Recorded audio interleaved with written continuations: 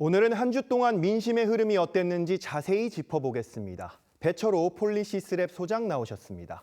안녕하십니까? 네, 안녕하십니까.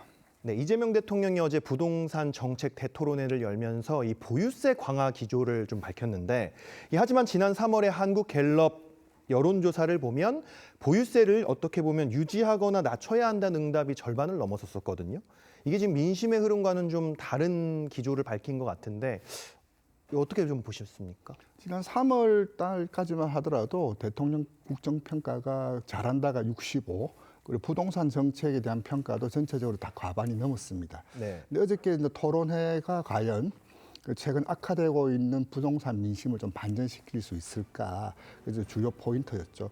특히 이제 보유세 관련해서 좀 논란이 많이 되고 있는데, 이 보유세 관련해서는 좀 약간 복잡한 게 있습니다. 지금 뭐 전체적인 국민 여론이라든지 이제 부동산 전문가들 보면 보유세를 이제 강화하는 것이 과연 부동산 시장의 안정에 도움이 되느냐, 이와 관련해서 반론이 있거든요. 실제적으로 미실현 이익에 대해서 과세를 하는 문제, 또 보유세 상승이 전월세로 증가되는 문제, 그리고 무엇보다도 이제 고연령층이 세금 지불할 수 있는 능력, 이런 것들이 과연 부동산 정책을 안정화하는데 보유세 강화가 유효한 카드냐, 공급책이라든지 다른 카드까지 같이 좀 나왔으면 좋겠는데, 어저께 이제 토론이 이제 좀 심혈을 기울여서 준비를 하셨는데, 이제 보유세라든지 아까 뉴스 리포트에도 나왔지만은 좀 규제에 좀 초점이 맞추어져서 과연 어제의 그 토론회가 좀 최근 좀 악화되고 있는 부동산 관련 민심 여론을 좀 돌릴 수 있는 모멘텀이 될지는 좀 평가라든지 좀 후속 과정을 좀 봐야지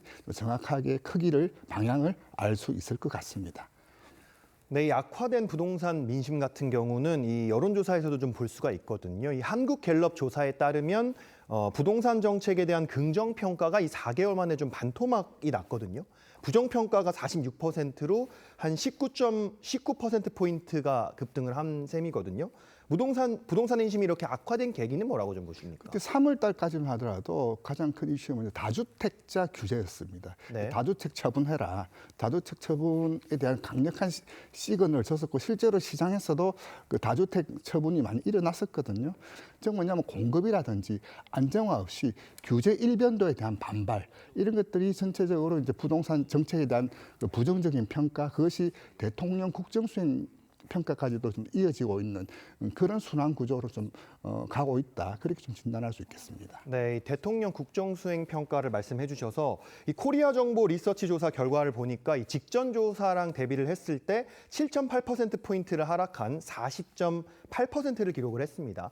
하락의 원인, 뭐 부동산 민심도 있겠지만 또 다른 원인이 있다면 어떤 걸로 좀 꼽으시겠습니까? 지금 벌써부터 저는 이번 주 결과보다 다음 주 결과가 어떻게 나올 것인가 벌써 관심이 다음 주로 이어지고 있는데, 네. 이번 주에는 대통령께서 큰 두 가지 좀 메시지를 냈습니다. 하나는 레버리지 ETF, 그 관련된 정시 안정책을 좀 강력하게 좀 주문을 하셨고, 아까는 말씀하셨던 부동산 이슈 그렇게 말씀하셨는데, 지금은 이제 40% 선까지 이제 위협을 받고 있다. 이것은 급락이라고 진단을 해도 결코 과한 표현은 아니고, 이 수치는 사실 대통령 정부 출범하고 1년 후에 나올 수치가 아니라 1년을 남겨둔 시점에서 나올 수치가 나왔다.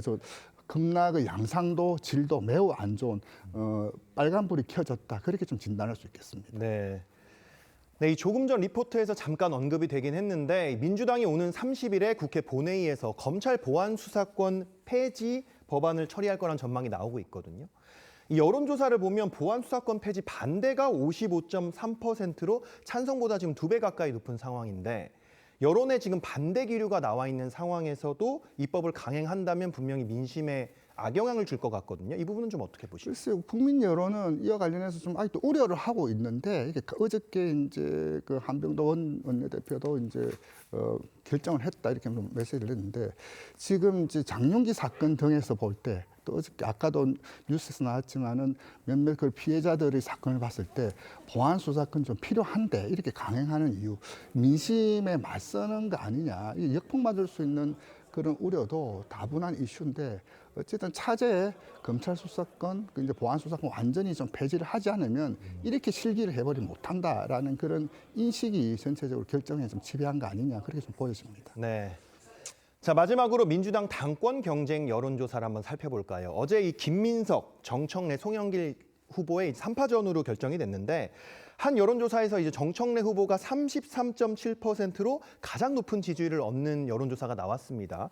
이 과거에는 좀 다른 결과였다가 최근 정 후보의 지지율이 높아진 걸로 좀 보이는데 이 정 후보에 대한 어떻게 보면 김민석 후보와 송영길 후보의 공격이 굉장히 거센데 반대로 정청래 후보에 대한 지지율은 오르는 좀 특이한 상황들이 발생하고 있거든요. 이건 좀 어떻게 보십니까? 몇 가지 봐야 될 것 같아요. 일단은 전체 베이스, 전체 전 국민 대상으로 했을 때는 정청래 후보가 좀 일강, 양강 구도로 좀 형성이 되고 있는데 그것은 이제 국민의힘 지지층에서도 정청래 후보 지지층이 있다. 즉 한꺼풀 벗겨놓고 전체 베이스가 아니라 지지 정당별로 좀 풀어서 보자면은 그 정청래 후보가 김민석 후보 대비 조금 좀 떨어지는 그런 공통된 패턴을 보이고 있고 또 하나가 뭐냐면 최근에 이제 송영길 전 대표 후보와 김민석 총리의 집중적인 공세에 따른 일종의 언더독 이펙트, 약자 동정 효과.